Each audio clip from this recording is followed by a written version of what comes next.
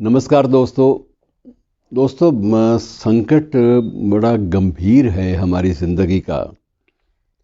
और हम बहुत सारे ढेरों कार्यक्रमों के बावजूद अपने देश में, अपने किरदार में, अपने चरित्र में या अपनी निजी ज़िंदगी में और बाहरी ज़िंदगी में और सामाजिक ज़िंदगी में ट्रांसपेरेंसी लाने से बिल्कुल ही कोसों दूर हैं। हम पारदर्शी नहीं रहे।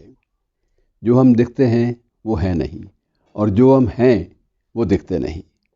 ये सबसे बड़ी ख़तरनाक बात होती है कि वो फैज़ का शेर है ना कि वो बात सारे फसाने में जिसका जिक्र ना था, वो बात उनको बहुत नागवार गुजरी है। तो ये चीज़ें बड़ी अजीब हैं कि ज़िंदगी में हमने डिजिटलाइजेशन कर दिया, हमने बहुत सारी हर चीज़ को ऑनलाइन कर दिया, पूरी की पूरी सूचनाएं जो हैं वो ऑनलाइन कर दी, टैक्स भरने की प्रक्रिया ऑनलाइन हो गई।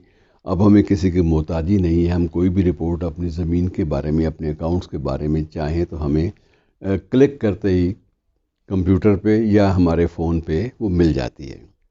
लेकिन इतना कुछ होने के बावजूद भी, डिजिटलाइजेशन और बहुत सारी ट्रांसपेरेंसी के उपायों के बावजूद भी, दिक्कत ये है कि अभी जो सर्वे हुआ है भ्रष्टाचार के बारे में, तो उसमें हम नंबर 1 पे आते हैं। ये बड़ी ख़तरनाक एक बात है और बड़ा दाग लगता है कि ये कैसे लोग हैं हम लोग, कि हम उस मामले में नंबर 1 पे आ रहे हैं जिस मामले में हम बहुत पीछे होने चाहिए थे, जिससे हम नफ़रत करते हैं, जिसको हम दिन भर कोसते हैं।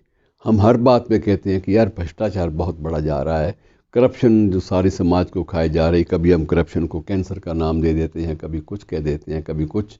लेकिन इससे मुक्ति जो है वो हमारी हो नहीं पा रही। और मुक्ति क्या होनी है मित्रों? एक बड़ी अजीब सा आंकड़ा मेरे सामने है कि 2015 में चुने हुए विधायकों में 58 विधायक ऐसे थे, 58%, 58%, 58% ऐसे एमएलएस चुने गए हमारे देश की विधानसभाओं में जिनके दामन दागदार थे, जिनके खिलाफ आपराधिक मामले दर्ज थे, क्रिमिनल मामले दर्ज थे, क्रिमिनल केसेस दर्ज थे। और ये संख्या जो है ये 2020 में, जहाँ बहुत ज़्यादा हम टेक्निकल डिवाइसेस में बहुत आगे बढ़ गए, जहाँ ज़िंदगी को हमने लगातार कोशिश की कि डिजिटलाइज हो जाए, हर चीज़ ऑन रिकॉर्ड आ जाए, उसके बावजूद हुआ क्या है मित्रों कि ये 2015 में तो 58% थे और 2020 में ये 58 से बढ़कर 68% हो गए। 10% की बढ़ोतरी हो गई। अर्थात जितना हमने प्रयास किया कि पारदर्शी हो जाएं, सारी चीज़ें पर्दे के बाहर आएँ और हम लोग बिल्कुल साफ जो हैं वही, जो दिखाई दे रहे हैं वही अंदर से निकले, और जो अंदर हैं वही बाहर दिखाई दें, जितनी ये मशक्क़त हमने की, टोटल रेवोल्यूशन के नाम पर, सूचना क्रांति के नाम पर भी, तो सारी की सारी रेवोल्यूशन जो है जो हमारा धरा का धरा रह गया। और जो रेवोल्यूशन के संदर्भ में जो रेविलेशन हुई, अर्थात जो तथ्य सामने आए, वो और भी खतरनाक, डराने वाले आ गए। मित्रों, सबसे बड़ी करप्शन की जड़ हम ये माना जाता है, नॉर्मल जब कोई बहस होती है तो लोग कहते हैं जी इसकी जड़ जो है वो राजनीतिक दल हैं, कि राजनीतिक दलों में जो भ्रष्टाचार है, जब तक ये नहीं मिटेगा तब तक ज़िंदगी से भ्रष्टाचार ख़त्म नहीं हो सकता। मित्रों, ये भी एक सच है कि किसी भी चुनाव में कोई भी कैंडिडेट अपना सही खर्च कभी भी दर्ज नहीं करा पाता, कभी भी पॉसिबल नहीं है, संभावना नहीं है। और एक वक्त था जब हमारे ही देश में ऐसे लोग भी थे कि ये लाल बहादुर शास्त्री इलेक्शन लड़े इलाहाबाद से। मित्रों, ये दूसरा इलेक्शन था 57 का शायद। तो उस चुनाव में ये होता था कि कांग्रेस पार्टी, सत्तारूढ़ पार्टी, हर अपने कैंडिडेट को, सीरियस कैंडिडेट को 2000 रुपये नकद देती थी और एक जीप देती थी कि ये ले जा भाई और चुनाव लड़ ले, संसदीय चुनाव के लिए। और लाल बहादुर शास्त्री से ये होता था कि तकरीबन हर बार पैसे बच जाते थे और वापस आकर वो पार्टी फंड में जमा करा दिया करते थे।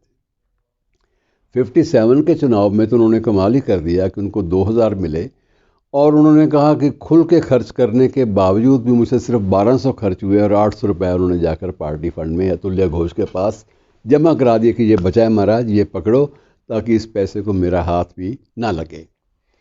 तो ऐसे लोग अब मित्रों, या तो लोग रेस खत्म हो गई है, या फिर यह है कि लोभ लालच संसाधनों के पीछे भाग दौड़ और अपने ऐबों और अपने दुर्गुणों पर पर्दा डालने की प्रवृत्ति ने इलेक्शन में, राजनीति में एक ऐसा बवंडर खड़ा कर दिया है कि इसलिए कई बार दुष्यंत जैसे लोगों को चिल्लाना भी पड़ता है कि कहाँ तो तय था चिरागां हर एक घर के लिए, कहाँ तो तय था चिरागां हर एक घर के लिए, और कहाँ चिराग मयस्सर नहीं शहर के लिए। तो ये जो रोशनी से हम लोग दूर होते जा रहे हैं ज़िंदगी में, कारण मित्रों एक है कि भ्रष्टाचार हमारी रगों में इतना ज़्यादा गहरे कर गया है कि हम लोग हर बात में समय बचाना चाहते हैं कि समय बचे यार, 4 पैसे खर्च करो, सिरदर्दी हटे। और ये हम उस वक्त भूल जाते हैं कि एक्चुअली हम अपनी सिरदर्दी को और भी बढ़ा रहे हैं। और मित्रों, दिक्कत यह है कि जब कोई अनाप शनाप खर्च करके कोई भी व्यक्ति सत्ता के गलियारे में प्रवेश करता है, तो उसकी पहली प्रेफरेंस ये होती है कि जितना भाई खर्च किया है, चाहे दोस्तों से कर्ज लेके किया है या अपनी जेब से किया है या अपने घर के सारे बर्तन बेच के किया है, पहले तो वो पूरा करूं और उसके बाद देश जो है बाद में सामने आएगा। तो ये जो प्रवृत्ति है मित्रों, ये प्रवृत्ति तभी मिटेगी जब ये चुनावों से, जो राजनीति के क्षेत्र में, इस क्षेत्र से अगर भ्रष्टाचार खत्म होता है तो बात बनती है। मित्रों, ऐसा नहीं है कि ज़िंदगी में हमेशा ये चीज़ें काम आती हैं। आज संयोग से अकाली दल का 100वां जन्मदिन है, इस बारे में अलग से चर्चा करेंगे, लेकिन सिर्फ उसमें रेफरेंस एक भ्रष्टाचार का भी आता है, इसलिए उसका जिक्र करना ज़रूरी है कि अकाली दल में मैक्सिमम रेलेवेंस जो है, प्रासंगिकता है, वो मास्टर तारा सिंह की रही। मास्टर तारा सिंह पूरी तरह से लोकप्रिय नेता माने जाते रहे, लेकिन जब देहांत हुआ तो अकाउंट में, बैंक अकाउंट में सिर्फ 36 रुपये निकले, सिर्फ 36 रुपये, जिसकी एक कॉल के ऊपर, जिसकी एक आह्वान के ऊपर लोग करोड़ों भी दे देते, उसके बैंक अकाउंट खाली थे। और यही स्थिति मित्रों बाकी लोगों की भी, बड़े बड़े लोगों की हुई, जिन पर हमने संदेह करते रहे सारी उम्र। कांग्रेस के एक कोषाध्यक्ष थे जो बाद में अध्यक्ष भी बन गए, सीताराम केसरी। उनके बारे में ये कहा जाता था कि वो कभी खाते रखते नहीं थे पार्टी के, ना खाता ना बही, जो केसरी कहें वो सही। उनके बारे में एक मुहावरा बन गया था कि जो ये बंदा बोल देना वो ठीक है। और उस वक्त ये कहा जाने लगा था कि सबसे ज़्यादा पैसा इसके पास है। और मित्रों, जब वो गए, जब उन्होंने दुनिया छोड़ी, तो वही बात हुई कि अंतिम संस्कार के लिए भी घर में पैसे पूरे नहीं जुटाए जा सके, और उसके बाद नेताओं ने बीच में डाल के पैसे अपनी अपनी अपनी जो कंट्रीब्यूशन जो थी वो दे के उनके अंतिम संस्कार पूरे किए। और ऐसे बहुत सारे आपको उदाहरण मिल जाएंगे, एक आध नहीं।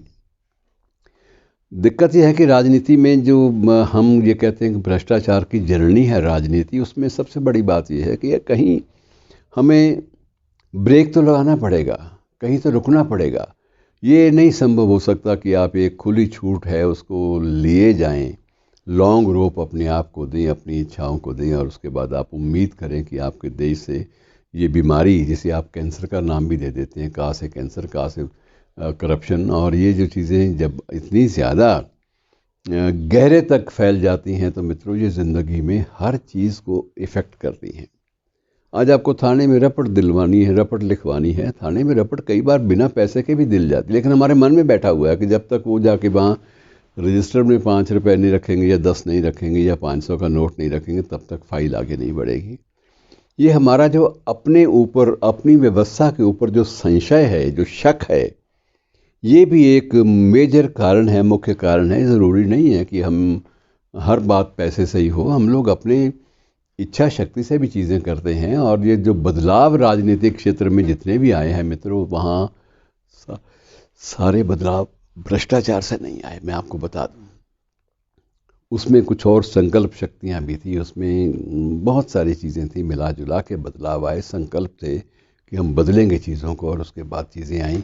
अब जेपी आंदोलन को आप ये थोड़ी कह लेंगे कि जेपी आंदोलन में सारा का सारा पैसा पूंजीपतियों का लगा था, ये बात गलत है। ये एक अवधारणा नॉर्मल रूप से, सामान्य रूप से प्रचारित कर दी गई कि इसमें जो भी पैसा लगा वो पूंजीपतियों का लगा। और यही स्थिति सभी दलों के साथ, सभी ईमानदार लोगों के साथ भी हुई, क्योंकि माहौल ऐसा है। इस माहौल में अगर कोई काम हो जाता है तो ये विश्वसनीय नहीं रहा कि बिना पैसे दिए, बिना भ्रष्ट आचरण किए हुए ये काम आसानी से हो गया होगा। आज भी देश की पुलिस पर लोगों को भरोसा नहीं। एक सर्वे हुआ है तो उसमें लोगों को भरोसा किस पे है? सिर्फ अदालतों पे।